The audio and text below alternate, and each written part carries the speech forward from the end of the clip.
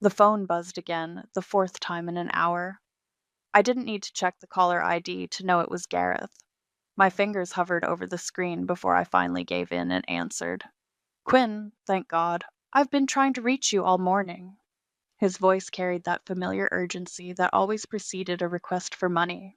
I'm Quinn Fisher, and I've spent the last decade being my younger brother's personal bank. The irony? I work as an accountant, watching other people's money grow while my own savings account bleeds dry from family emergencies. I'm at work, Gareth. What is it this time? I tried keeping my voice neutral, though my coworkers probably noticed me gripping my coffee mug a little too tightly. It's just, I'm in a bit of a situation. The bank's threatening to repossess the car, and Tatum doesn't know. I need 8 grand by Friday. The mug nearly slipped from my hand.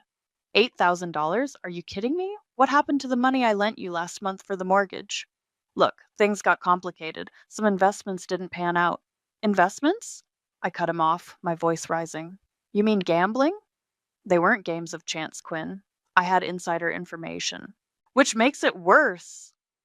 I massaged my temples, aware of my colleagues, pretending not to listen. Gareth, I can't keep doing this. I'm not made of money. You're single with no kids. Where else does your money go?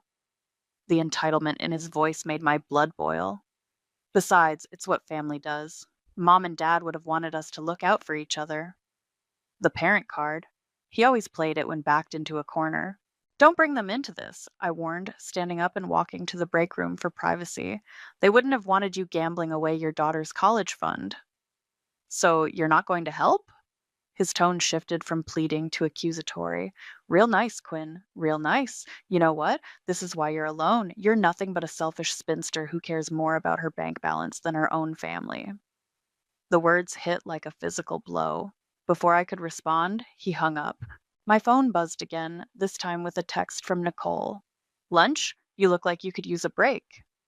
I glanced through the break room window to see my best friend waving from her desk across the office. Working at the same firm had its perks. 20 minutes later, we sat at our usual corner table at Mario's, where Nicole waited patiently for me to spill. $8,000, I finally said, stabbing at my salad. That's what he needs this time. Please tell me you're not considering it. Nicole leaned forward, her fork frozen midway to her mouth. I don't know what to do anymore. He's my brother, Nicole. If I don't help him, Tatum and the kids could end up homeless. And if you do help him, you'll be enabling him. Again. She set down her fork. How much have you given him over the years? I did the mental calculation and felt sick. Close to 90,000.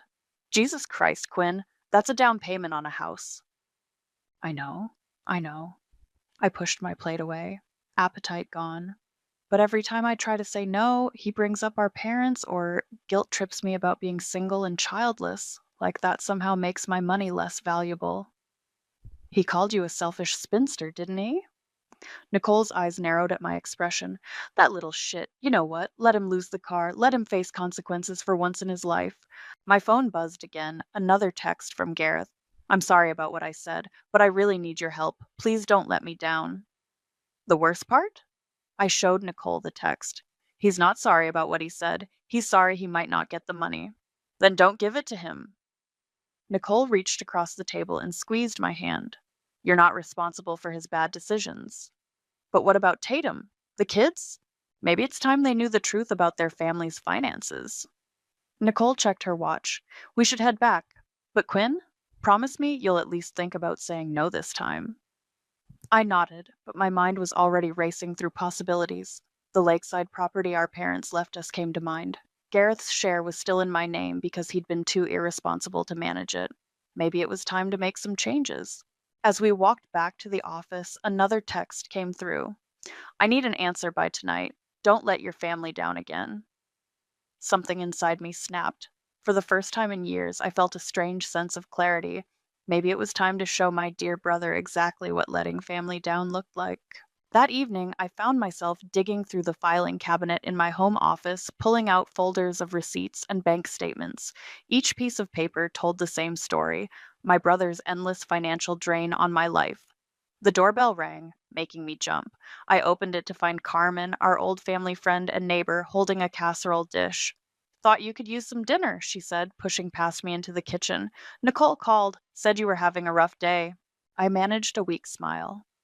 She shouldn't have bothered you. Nonsense. Carmen started pulling plates from my cupboard like she owned the place. Now sit down and tell me what that brother of yours has done this time. Over Carmen's famous lasagna, I recounted the day's events. She listened quietly, her expression growing darker with each detail. Remember when Gareth first came to you for money? She asked, refilling my wine glass. Right after your parents' funeral? $5,000, I said automatically. He said it was for Tatum's medical bills. And what was it really for? I pushed my food around the plate. Sports betting, I found out 6 months later when his bookie showed up at my door. Carmen set down her fork with a clang. And that time he swore he needed money for his daughter's braces. Poker tournament in Vegas. The memories were flooding back now. Or when he claimed his car was totaled.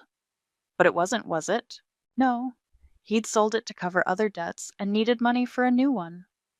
I took a long sip of wine. God, I've been such an idiot. Not an idiot, Carmen corrected. Just someone who loves her brother too much for her own good. My phone buzzed again. Another text from Gareth. Still waiting for an answer. The bank needs the money by Friday. Carmen read the message over my shoulder and snorted. The bank or his bookie? Does it matter anymore? I stood up and started pacing. He's never going to change, not as long as I'm his safety net. So remove the net. I stopped pacing. What? Remove the net, Carmen repeated. Let him fall. Sometimes hitting rock bottom is the only way people learn to climb. I resumed my pacing, but slower now. He'll hate me. He already takes advantage of you. What's worse? Before I could answer, my heel caught on the corner of an old box, sending papers scattering across the floor. As I bent to collect them, a familiar blue folder caught my eye. The lake house deed, I whispered, pulling it out. Carmen leaned forward. The property your parents left you both? Yes, but I flipped through the documents, my hands shaking. They put it in my name because Gareth was going through his divorce from his first wife. We were supposed to transfer his half once things settled, but you never did, Carmen finished, understanding dawning on her face. I stared at the papers, an idea forming. The property's worth at least $500,000, maybe more now. Enough to cover all his debts, Carmen said slowly. And then some? My phone buzzed again. Quinn, answer me. Don't be selfish. Something cold and hard settled in my chest. You know what's funny? He's never once thanked me. Not really. It's always been about what I owe him, what I should do as family. Carmen watched me carefully. And what do you think you should do? I picked up my phone and opened my contacts, scrolling until I found Dante, the real estate agent who'd helped me buy my condo. Quinn? Carmen's voice held a note of concern. I'm doing what family does, I said, pressing the call button. I'm looking out for him. One last time. Dante answered on the second ring. Quinn, long time no hear. Hi, Dante. Remember that lakefront property I mentioned a while back? I think I'm ready to sell. There was a pause on the other end. The whole property? Both shares? Yes, I said, my voice stronger than I expected. All of it. Well, actually, Dante's voice took on an excited edge. I might have a buyer already interested. Developer's been eyeing that area for months. I caught Carmen's eye, saw her slight nod of approval.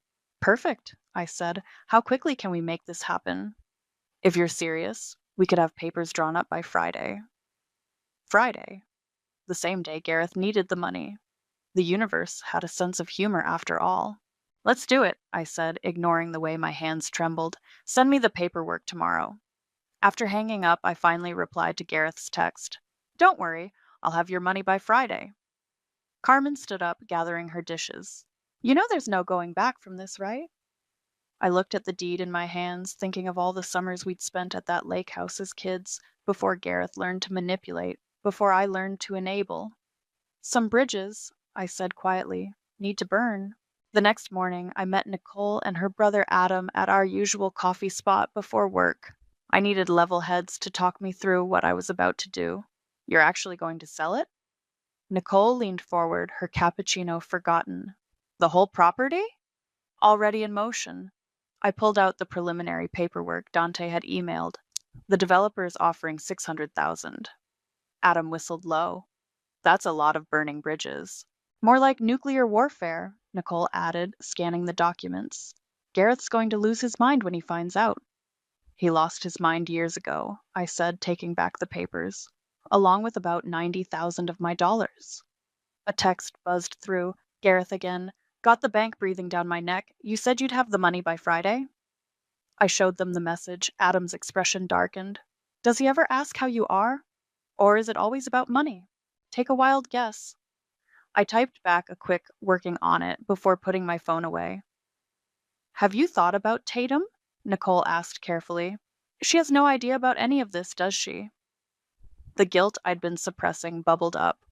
No, Gareth's kept her in the dark about everything, the gambling, the debts, the money he's borrowed from me. Then maybe this is the wake-up call they both need, Adam said firmly. Sometimes the kindest thing you can do for someone is let them face reality. My phone rang. Dante this time. I stepped outside to take the call. Quinn, great news. His voice crackled with excitement. The developer wants to move fast. They're offering cash and they'll cover all closing costs. We could close by Thursday. My heart skipped. Thursday? That's tomorrow. Too soon? We can push it back. No, I said quickly. Thursday's perfect. Send me whatever you need signed. Back inside, Nicole and Adam were deep in conversation, but fell silent when I returned. What? I asked, noting their expressions. Adam had an idea, Nicole said slowly, about what to do with the money after paying off Gareth's debts. Adam cleared his throat. You should invest the rest. For your future. No more sacrificing everything for someone who gives nothing back. He's family, I said automatically, then caught myself. God listened to me. Still making excuses. Old habits, Nicole said gently. But maybe it's time for new ones. My phone buzzed again, this time a text from Tatum. Quinn, is everything okay? Gareth's been acting strange, says you're helping with some financial stuff. I showed the others. What do I even say to that? Nothing yet, Adam advised. Let things play out. She needs to hear the truth from her husband, not her sister-in-law. Speaking of truth, Nicole added, you should probably warn Carmen. She's still their neighbor at the lake house, right? I nodded, already pulling up Carmen's number. She answered immediately. The developer just made an offer, I said without preamble. We're closing tomorrow. A long pause. That fast? Is it too fast? No, she said firmly. Quick and clean, like ripping off a Band-Aid. But Quinn, I saw Tatum at the lake house yesterday. She was talking about their summer plans. My stomach lurched. They don't know they won't have access anymore. No, they don't. Carmen's voice softened. Are you sure about this? Before I could answer, Dante called again. Quinn, the developer's lawyer just sent over the final contracts. I'm emailing them now. Once you sign, there's no going back. I looked at Nicole and Adam, saw their encouraging nods. Send them through, I said, my voice steady. I'll sign them right away. After hanging up, I checked my email. There it was, the document that would change everything. My finger hovered over the download button. You know what this means, right? Adam said quietly. Once you sign, you're not just selling a property. You're forcing Gareth to face every choice he's ever made. And every choice I've enabled him to make, I added, clicking download. Maybe it's time we both faced some hard truths. Nicole squeezed my hand. Want us to stay while you sign? I shook my head. No, this is something I need to do alone. As they left, my phone lit up with one final text from Gareth. Thanks for coming through, sis. I knew I could count on you. I stared at the message, then at the contracts waiting for my signature. With steady hands, I picked up my pen. Sometimes being counted on meant doing the hard thing, not the easy one. You're welcome, little brother, I whispered and began to sign. The closing meeting felt surreal. I sat in Dante's office, watching as the developer's representative slid check after check across the polished conference table. One for the property, one for the furnishings, even one for leaving the boat in the boathouse. Just need your final signature here, Dante said, pointing to the last line. And it's done. My hand trembled slightly as I signed. $625,000. The property had been worth even more than we'd thought. Congratulations, the developer's rep said, standing to shake my hand. We'll begin construction next month. Construction. They were going to tear down our childhood home and build luxury condos. I forced a smile and excused myself, practically running to the bathroom. Nicole was waiting outside, having taken an extended lunch break to be there for moral support. You okay? No, I admitted, splashing water on my face. But I will be. Have you figured out how you're going to tell him? I dried my hands, checking my phone. 3 missed calls from Gareth. I'm not yet. First, I need to fix his mess. We headed straight to the bank where I transferred enough money to cover Gareth's car loan and his mortgage payments. Then, to his credit card companies, clearing balance after balance. By late afternoon, I'd paid off every debt I knew about. That's $78,000, I said, staring at the remaining balance in my account. How does someone rack up that much debt without their wife knowing? Practice, Nicole replied dryly. Lots of practice. My phone rang again. Gareth. This time I answered. Quinn! Where have you been? The bank's been calling all day about payments hitting my accounts. Did you rob a bank or something? Or something, I said quietly. All your debts are paid. Gareth, every single one. A long pause. How? Does it matter? Isn't this what you wanted? I. Yes, but. He sounded confused, almost suspicious. Quinn, where did you get this kind of money? Maybe we should talk about that in person. Tomorrow? No, tell me now. What did you do? I took a deep breath. I sold the lake house. The silence that followed was deafening. Then, you what? I sold it. To developers. They're building condos. You can't. That's not. Half of that property is mine. His voice rose with each word. Actually, no. The deed was in my name. Remember? We never transferred your half after your divorce? Because you said we didn't need to. He was shouting now. You said it didn't matter because we're family. And families are supposed to look out for each other, I said, my voice hardening, not bleed each other dry. I'm calling my lawyer. Go ahead. The sale's already final. The property's being demolished next month. A crash on his end, something being thrown. You vindictive bitch. Does Tatum know? The kids? We were supposed to spend the summer there. Maybe you should have thought about that before gambling away their college fund. Another crash. I'm coming over. No, you're not. I surprised myself with how calm I sounded. We'll talk tomorrow when you've had time to process this. Process this? Process this? You just sold our family home. And you just lost it, I said quietly. Funny how consequences work, isn't it? I hung up before he could respond. My hands were shaking, but not from fear. For the first time in years, I felt free. Nicole touched my arm. You okay? No. I laughed, a slightly hysterical sound. But I think I will be. My phone started buzzing with texts. From Tatum. What's going on? Gareth's freaking out about the lake house. From Carmen. He just peeled out of his driveway like a madman. Want me to come over? From Adam. Nicole told me. Stay at our place tonight if you need to. Come on, Nicole said, taking my arm. Let's get you home. Adam's ordering pizza and we're having a sleepover. I should face him. Not tonight, she said firmly. Tonight you need to process what you've done. Tomorrow's soon enough for the fallout. As we drove to her place, I got one final text from Gareth. Hope you're happy. You've destroyed this family. I stared at the message for a long moment before typing back. No, Gareth, you did that all on your own. I just stopped helping you hide it. Then I turned off my phone. Tomorrow would bring what it would bring, but for tonight I'd done what needed to be done. The money was gone, the debts were paid, and the lake house. Well, sometimes you had to burn down the past to build a better future, even if that future came with luxury condos.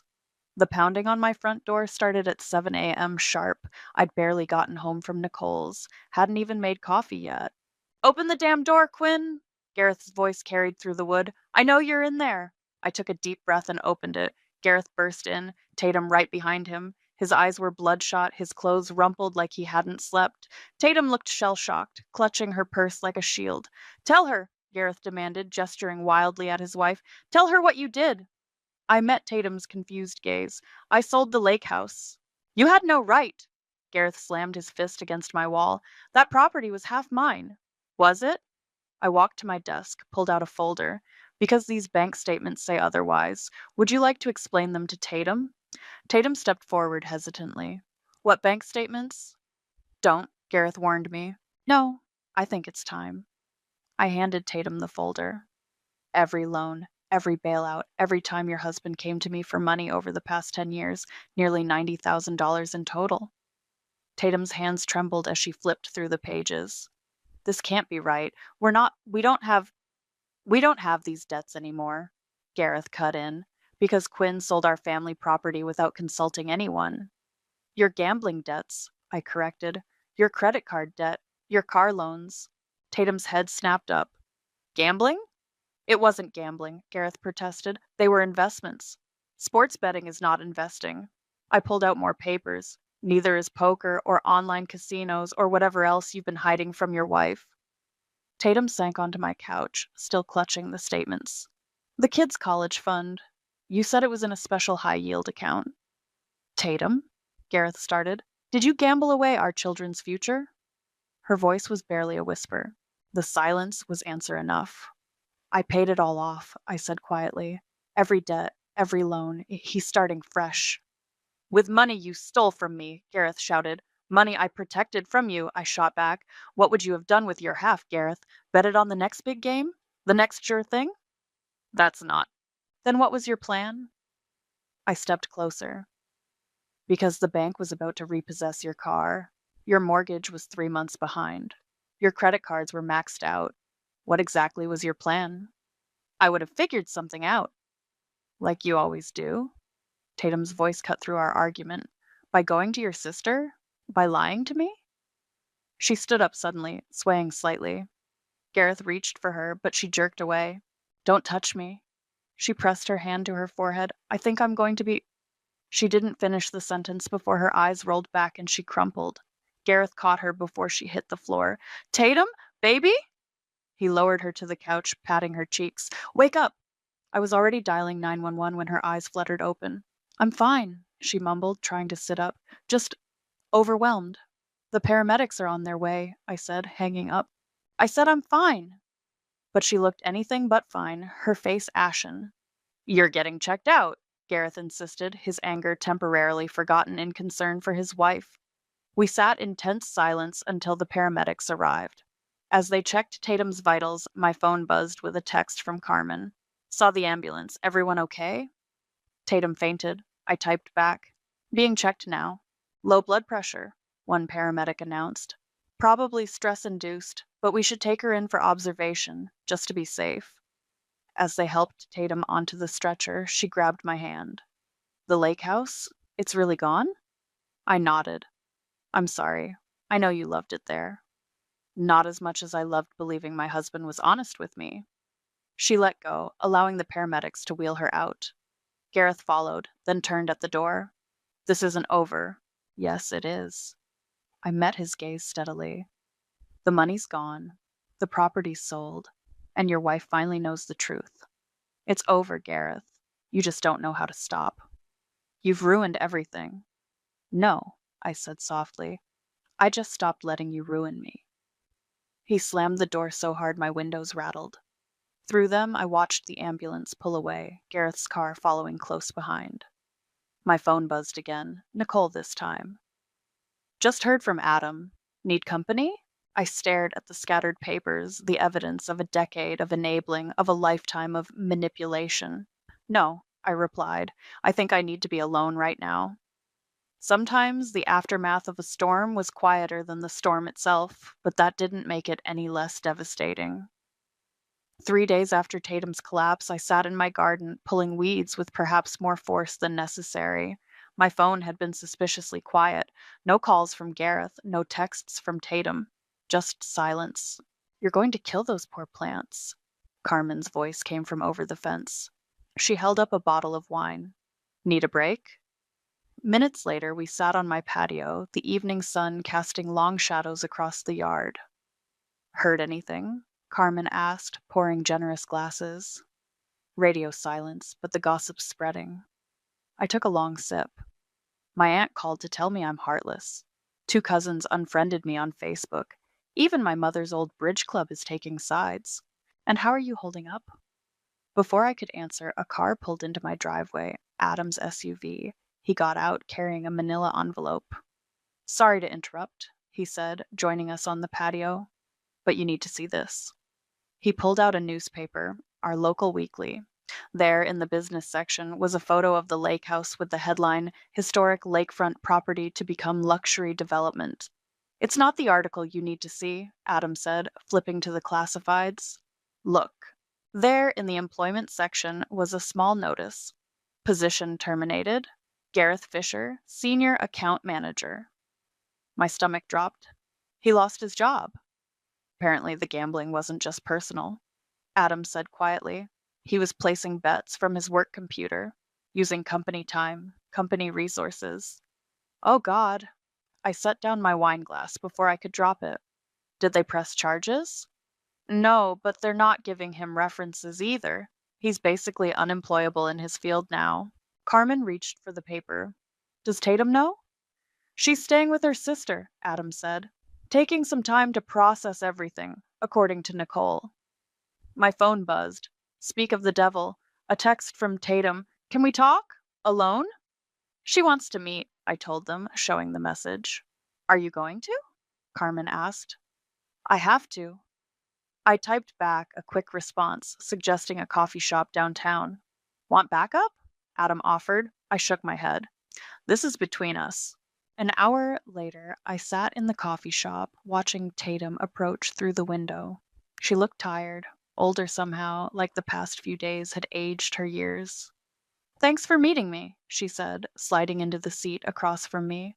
I ordered your usual. We sat in awkward silence until our drinks arrived. I found more statements, she finally said, pulling papers from her bag. Hidden in his golf bag. Credit cards I didn't know existed. Loans from people I've never heard of. Tatum? No, let me finish.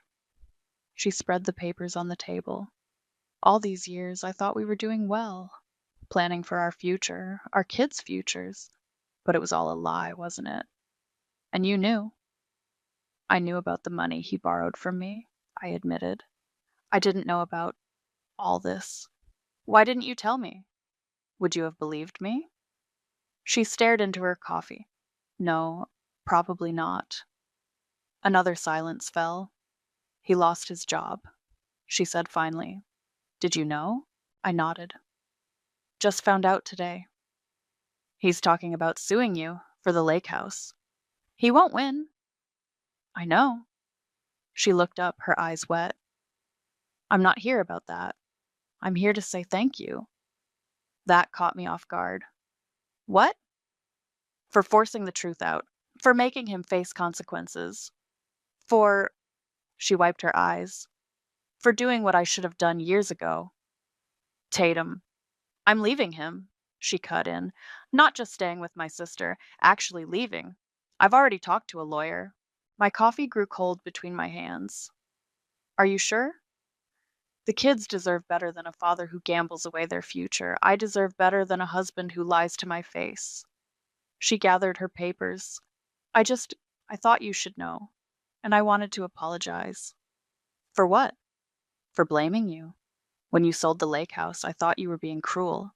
Now I realize you were being kind. In your own way. She stood to leave, and then paused. He's not the man we thought he was, is he? Either of us? I watched her walk away, thinking of the brother I'd grown up with, the one who used to protect me from schoolyard bullies, who taught me to swim in that lake we'd just sold. My phone buzzed. Gareth again. You've taken everything from me. No, I thought, putting the phone away without responding. You gave it all away, piece by piece, bet by bet. I just stopped pretending I couldn't see it happening. Sometimes love means letting someone hit bottom, even if you have to be the one who takes away their safety net. The demolition was scheduled for a Tuesday. I hadn't planned to go, but something pulled me to the lake that morning. I parked across the street, watching the construction crews set up their equipment. A tap on my window made me jump. Gareth stood there, looking worse than I'd ever seen him, unshaven, wearing the same clothes he'd had on at my house over a week ago. I rolled down the window. What are you doing here? Same as you, he said, his voice hoarse, saying goodbye. After a moment's hesitation, I got out of the car.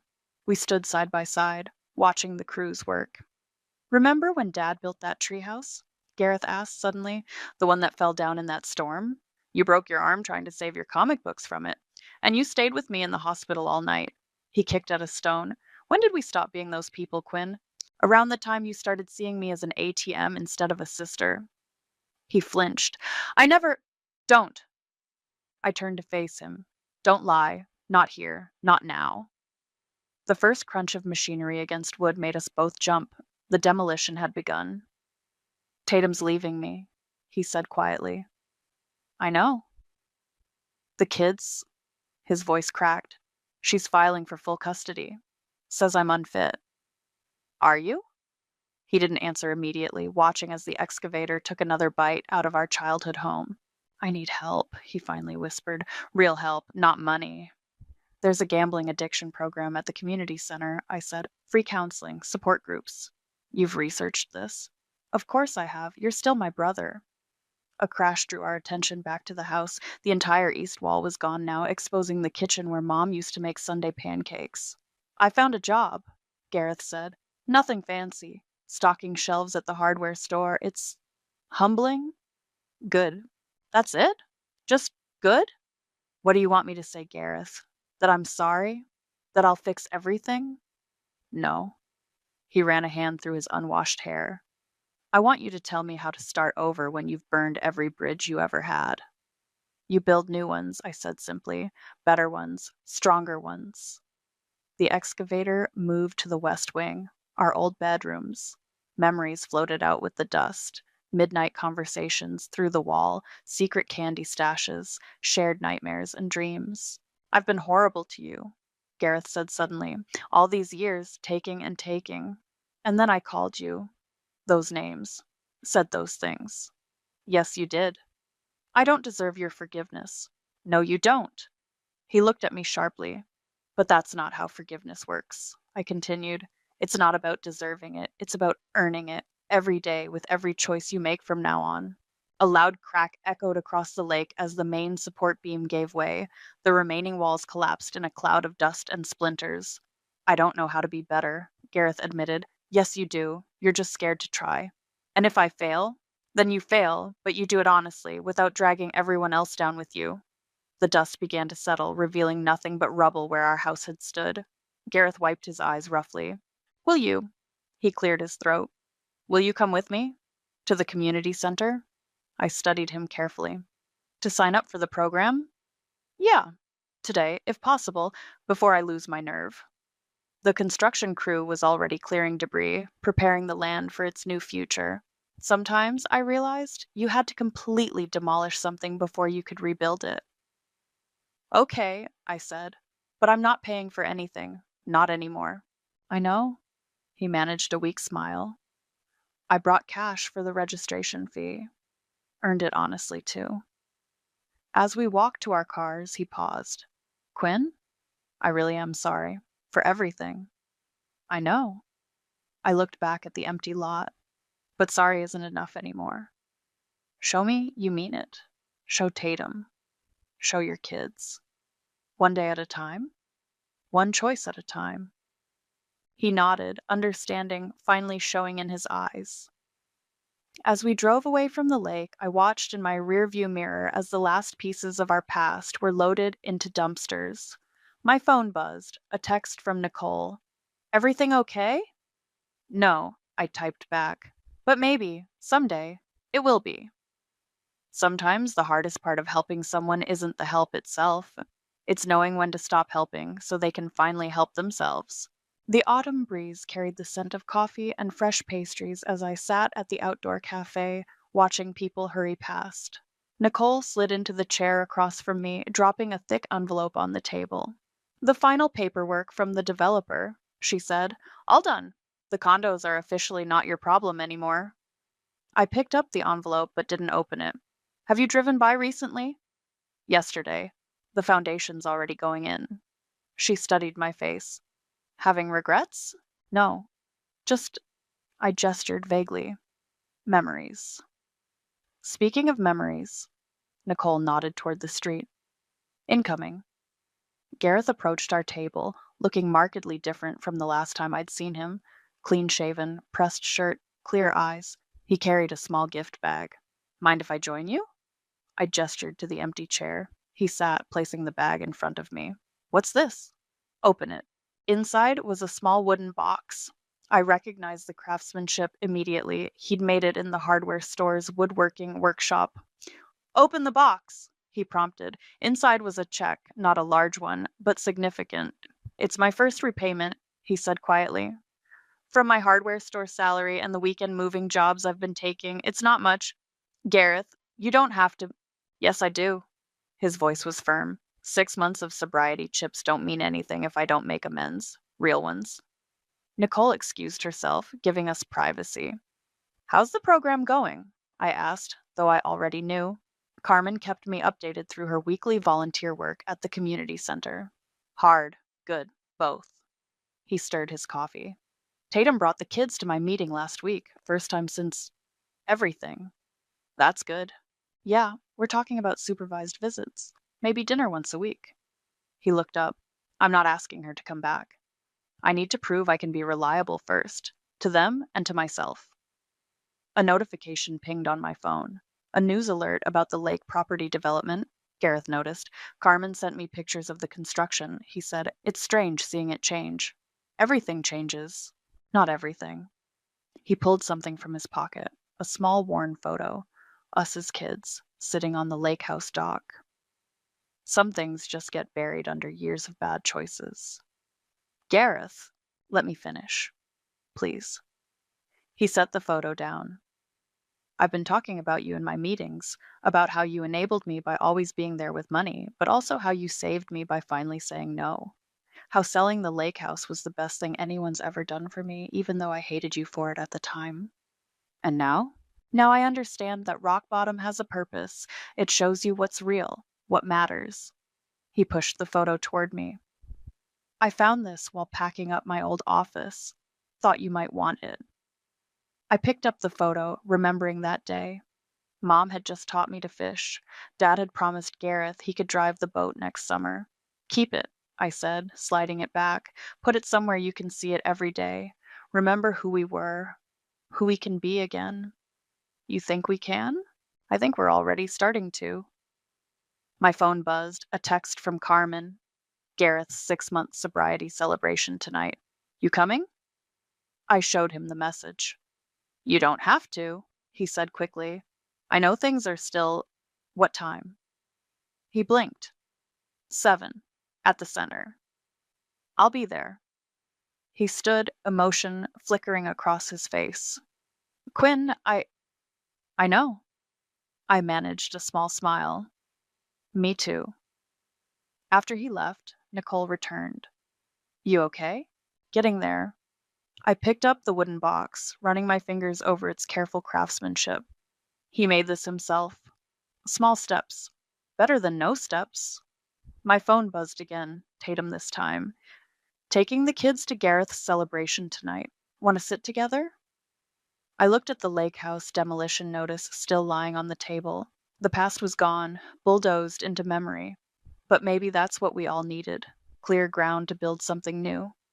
Want company tonight? Nicole asked. Actually, I said, typing a response to Tatum. I think I need to do this one with family. Because that's the thing about family. Real family. It's not about keeping score or holding grudges. It's about being there when someone's trying to rebuild, even if you're the one who had to tear everything down first. I picked up the wooden box, feeling its weight. Sometimes the heaviest things we carry aren't burdens at all. They're the first steps towards something better.